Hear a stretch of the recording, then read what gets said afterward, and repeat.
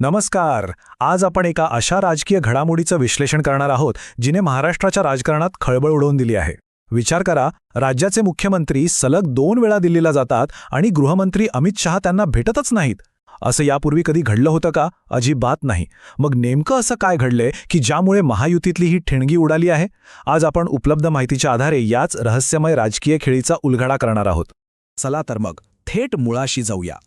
एकनाथ शिंदे आणि भाजप हायकमांड यांच्यातल्या संबंधांचा आलेख कसा बदललाय हे पाहणं खरोखरच रंजक आहे. आठवून बघा, 2022 मध्ये जेव्हा सुरत गुवाहाटीचं बंड झालं तेव्हा अमित शहांचा शिंदेंना किती भक्कम पाठिंबा होता. पण हे चित्र हळूहळू कसं बदललं? 2023च्या सुरुवातीला मुंबई महापालिका निवडणुकीच्या रणनीतीवरून पहिले मतभेद दिसू लागले. त्यानंतर जरांगे पाटील यांच्या आंदोलनावेळी दिल्लीला थेट हस्तक्षेप करावा लागला आणि आत्ताची परिस्थिती तर आपण पाहतोय. सलग 2 वेळा दिल्लीत भेटच नाकारली गेली. हा प्रवास खूप काही सांगून जातो.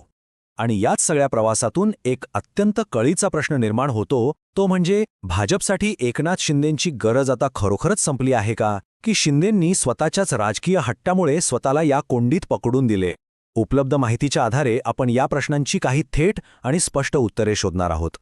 या बदलत्या राजकीय समीकरणांमागे मुख्यत्वे 3 कारणे सांगितली जात आहेत. पहिलं, राजकीय मर्यादा ओलांडणे. दुसरं, आघाडीचे नियम मोडणे. आणि तिसरं, देवेंद्र फडणवीसांचं पुन्हा प्रस्थापित झालेलं वर्चस्व.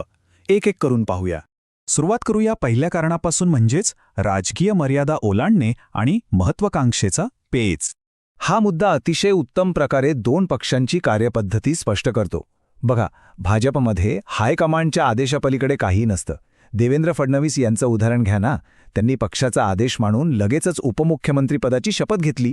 पण दुसरीकडे सूत्रांनुसार 2.5 वर्ष मुख्यमंत्रीपद उपभोगल्यानंतर आणि भाजपकडे स्पष्ट बहुमत असताना शिंदेंनी मोठ्या मनाने पद सोडणं अपेक्षित होतं.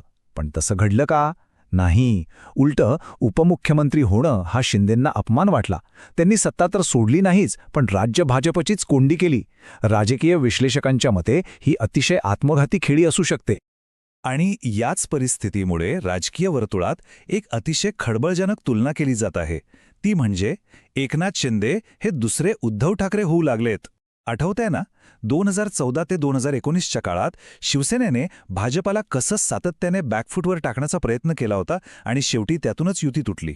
तशाच प्रकारच्या इतिहासाची पुनरावृत्ती शिंदे करत आहेत, असा या संदर्भांचा थेट रोख आहे. आता हायकमांड नक्की नाराज का झाले याची अनेक कारणं आहेत.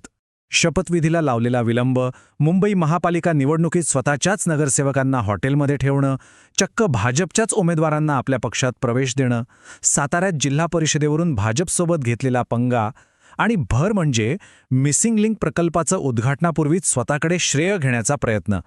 या सगळ्या कृतींमधून पक्ष आणि संघटना प्रथम मानणाऱ्या भाजप हायकमांडला एकच स्पष्ट संदेश गेला: एकनाथ शिंदे आता सोबती कमी आणि अडचण जास्त बनू लागले आहेत. आता दुसऱ्या महत्त्वाच्या कारणाकडे वळूया. आघाडीचे नियम मोडणे आणि मराठा नेतृत्वाची पोकळी.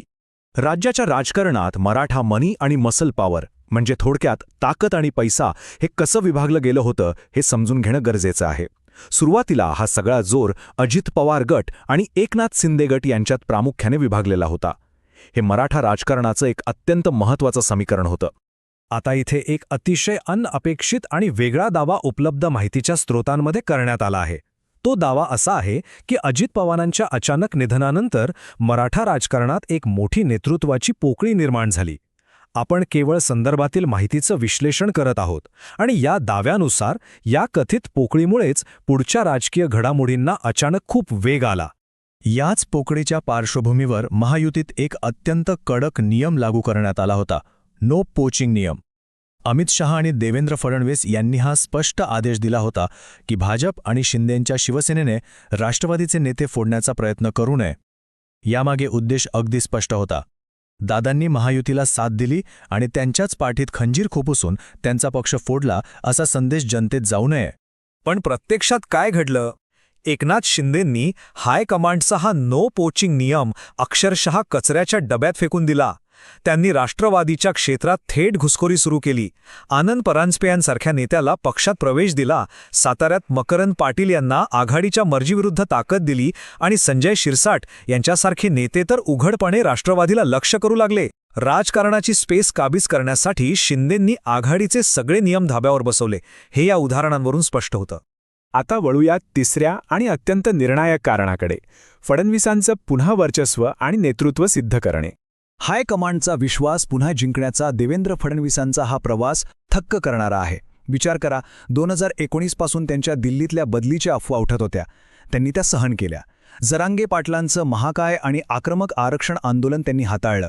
पण खरी कमाल त्यांनी पुढे केली.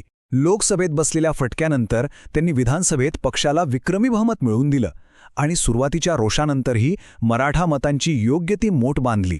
या राजकीय मेरिटवर फडणवीसांनी निर्विवादपणे सिद्ध करून दाखवलं की राज्याचा गाळा सुरळीत हाकण्यासाठी तेच सर्वात योग्य नेते आहेत. यातला सर्वात कळीचा मुद्दा कोणता माहितीये? जेव्हा जरांगे पाटलांचं आंदोलन पेटलं होतं तेव्हा एक प्रसंग असा आला होता की फडणवीसांना खुर्ची सोडावी लागेल. पण याच वेळी अमित शहाने गुप्त हस्तक्षेप केला. संदर्भानुसार या हस्तक्षेपामुळे एकनाथ शिंदेंना माघार घ्यावी लागली आणि फडणवीसांचं पद वाचलं. यातून हायकमांडने एक स्पष्ट संदेश दिला होता की फडणवीसांच्या मार्गात ते कुणालाही येऊ देणार नाहीत, अगदी शिंदेंना सुद्धा नाही. आणि या सगळ्या घडामोडींच्या पार्श्वभूमीवर आपण पुन्हा एकदा या आकड्याकडे येतो. 2 हा तोच आकडा आहे जितक्या वेळा नुकतंच दिल्लीत हायकमांडने एकनाथ शिंदेंना भेट नाकारली आहे. जेव्हा आघाडीचे नियम मोडले जातात आणि दुसरीकडे तुमचा सहकारी स्वतःचं राजकीय महत्त्व सिद्ध करतो, तेव्हा असेच धक्के बसतात. या संपूर्ण विश्लेषणाच्या शेवटी एक अत्यंत महत्त्वाचा आणि विचार करायला लावणारा प्रश्न उरतो. सलग 2 वेळा भेट नाकारून हायकमांडने दिलेला हा केवळ एक इशारा आहे की एकनाथ शिंदेंच्या राजकीय प्रवासातील हा खरोखरच एंड ऑफ द रोड आहे? या प्रश्नाचं उत्तर काळच देईल. पण सध्या तरी महाराष्ट्राच्या राजकारणात हाच सर्वात मोठा सस्पेन्स आहे. आजच्या विश्लेषणात आपण इथेच थांबूया, पण या राजकीय घडामोडींवर तुमचं लक्ष नक्की असू द्या. भेटूया लवकरच.